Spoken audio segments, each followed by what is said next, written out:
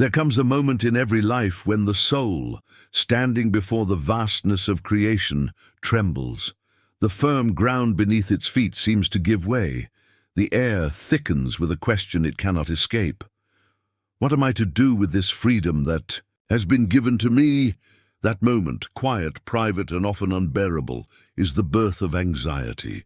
It is not the shallow nervousness of circumstance, but the profound trembling of spirit when it beholds the infinity within itself.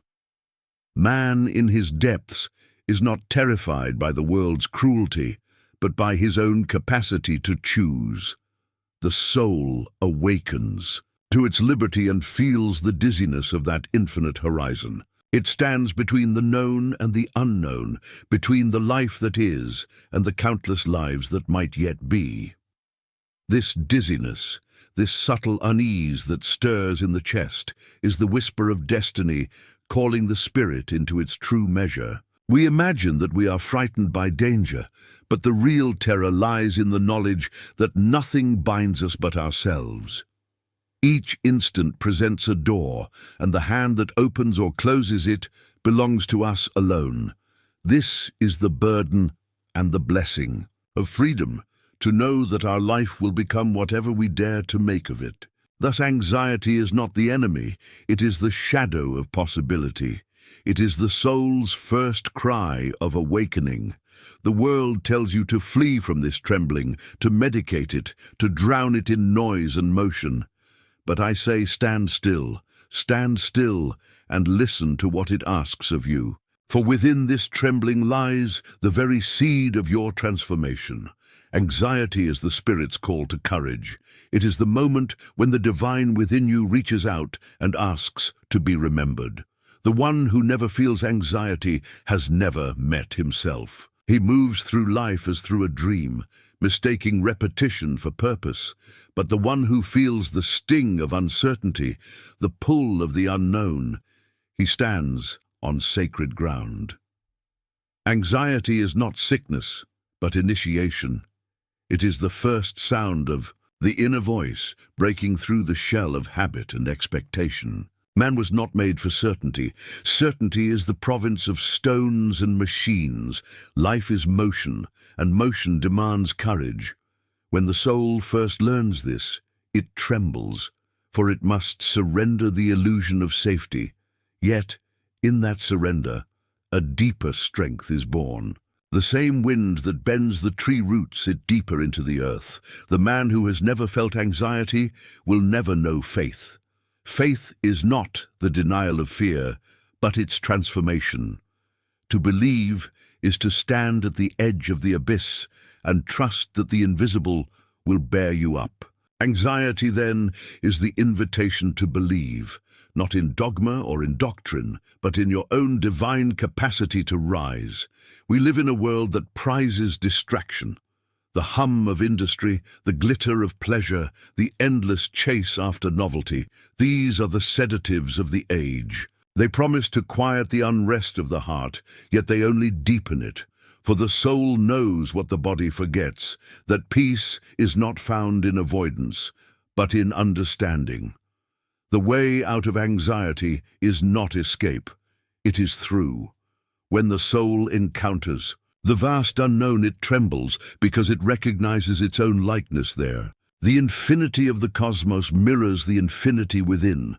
You fear the boundless because you are boundless. You fear choice because you are free. You fear change because your spirit was born to create. Anxiety is the meeting point of the finite and the infinite, the moment when the eternal within us stirs against the limits of the world.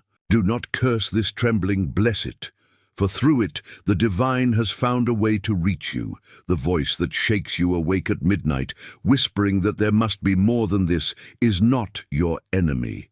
It is the dawn knocking on the walls of your soul. To live without that voice would be to live entombed. Many, when faced with the dizziness of freedom, seek to return to sleep. They conform. They follow the patterns of others. They trade the adventure of becoming for the comfort of belonging. They prefer the known prison to the open sky, but the soul does not forget. Sooner or later the question returns, whispering again, "Who are you, really?" And until you answer, peace will not come. Anxiety is the toll one pays for consciousness. The animal lives without it, for its path is fixed by instinct. The saint and the philosopher, however, must live with it daily, for they have seen that the universe rests upon choice. To be aware is to tremble, and to tremble is to begin the work of the soul. Do not think of anxiety as punishment. Think of it as the first dawn of self-awareness. The child cries when it first sees the light. So too does the soul cry when it awakens to the magnitude of its freedom. The cry is not despair, it is birth. When I too have stood in the night of doubt, I have seen how the mind invents monsters to protect itself from its own vastness.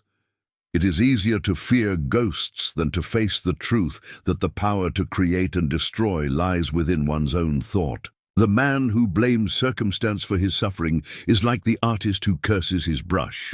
All creation begins within. The mind, left unattended, becomes a storm.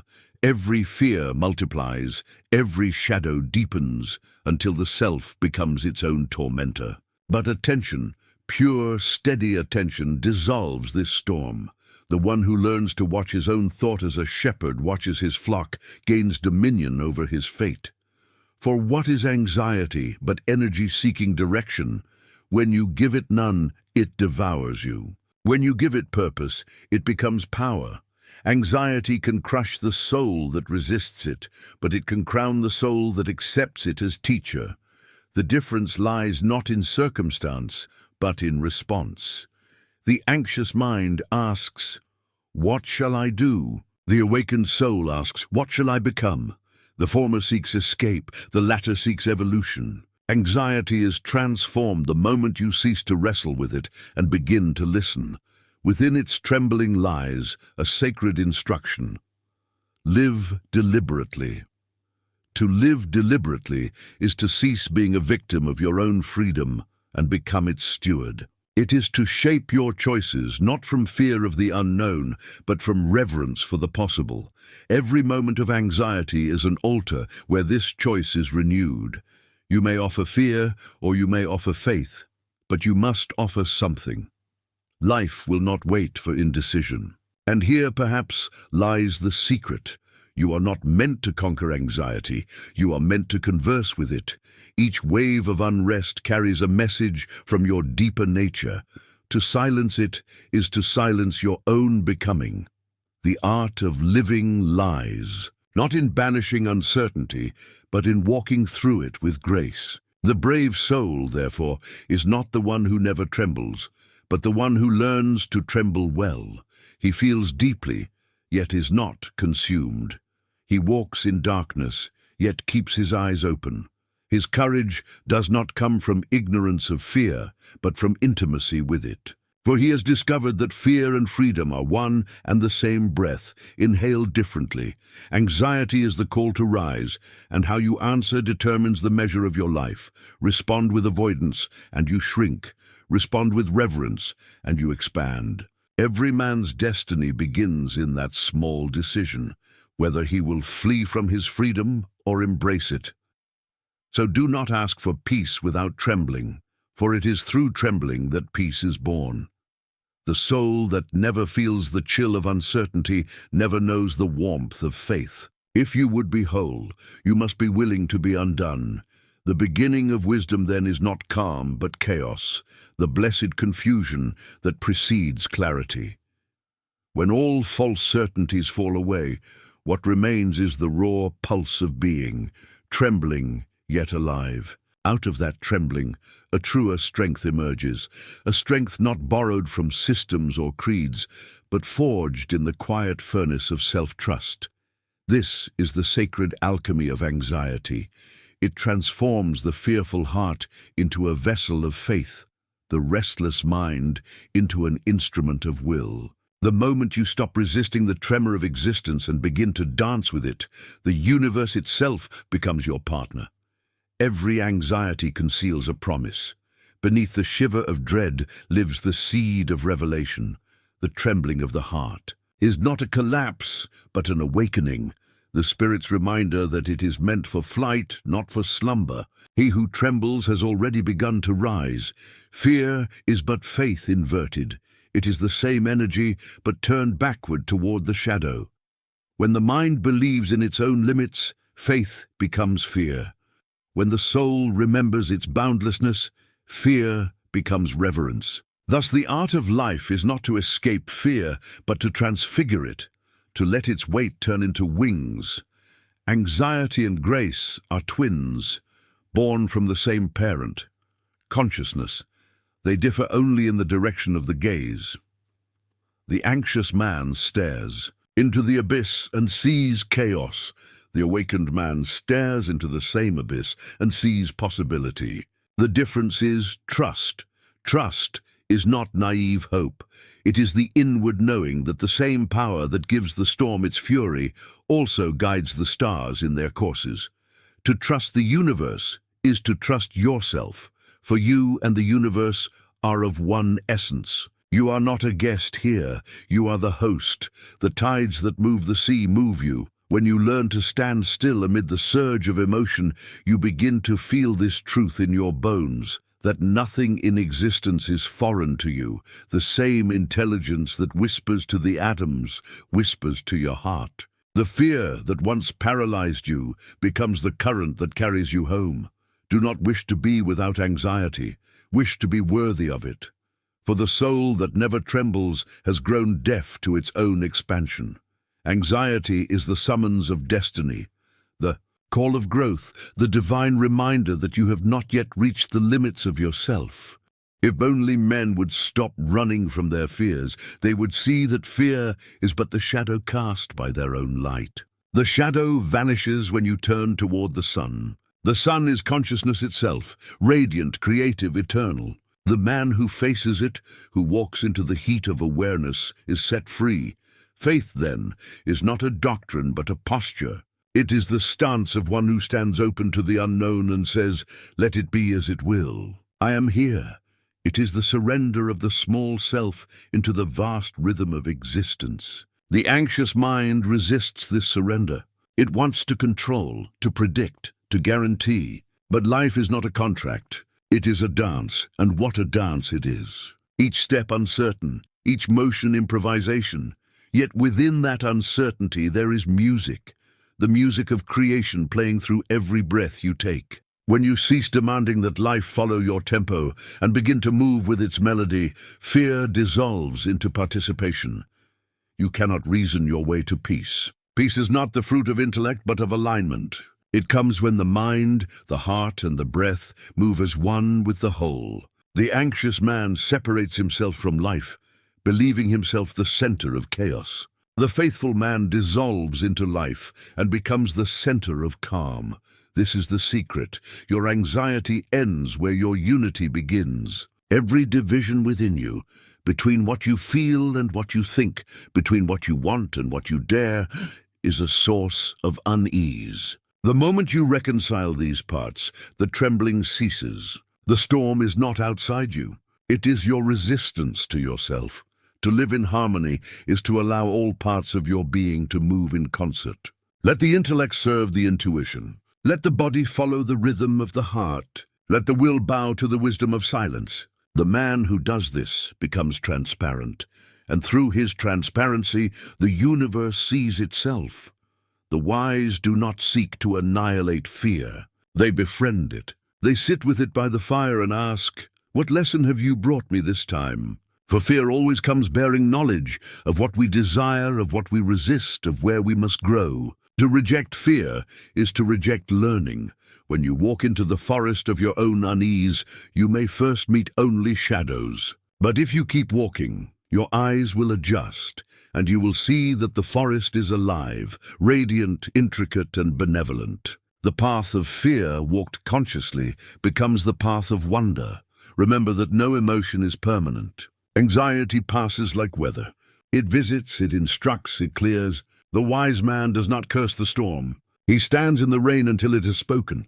Then when the clouds part, he walks on with a clearer sky within him. there will come a time when you realize that every anxious hour was holy, that every doubt was a teacher disguised as discomfort, that the nights you thought were your undoing were in truth your making. For the soul, like gold, must be tested by fire before it shines.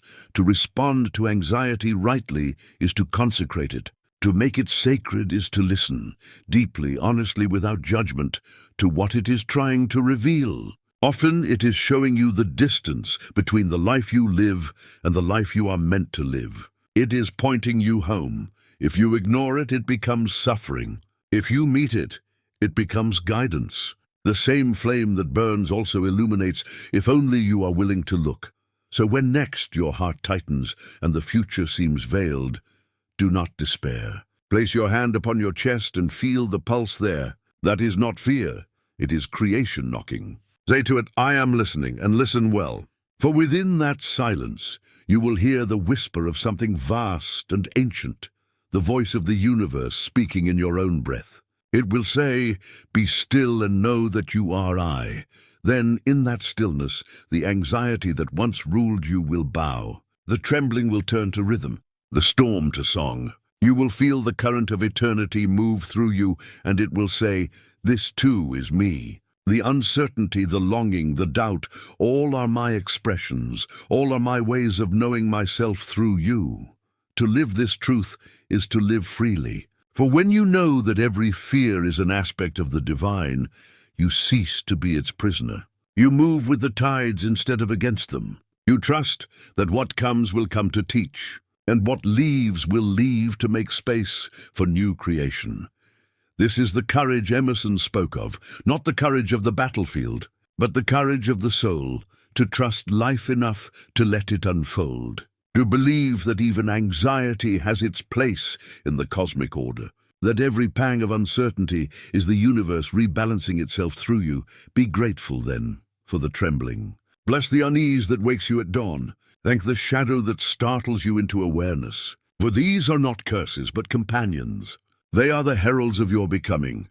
You are not here to master life. You are here to mirror it, to reflect its beauty, its chaos, its rhythm, until reflection and reality are one.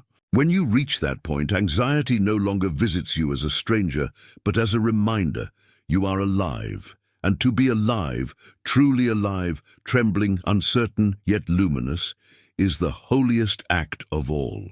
For through your trembling, the infinite comes to know itself as human. Through your questions, eternity learns the language of time.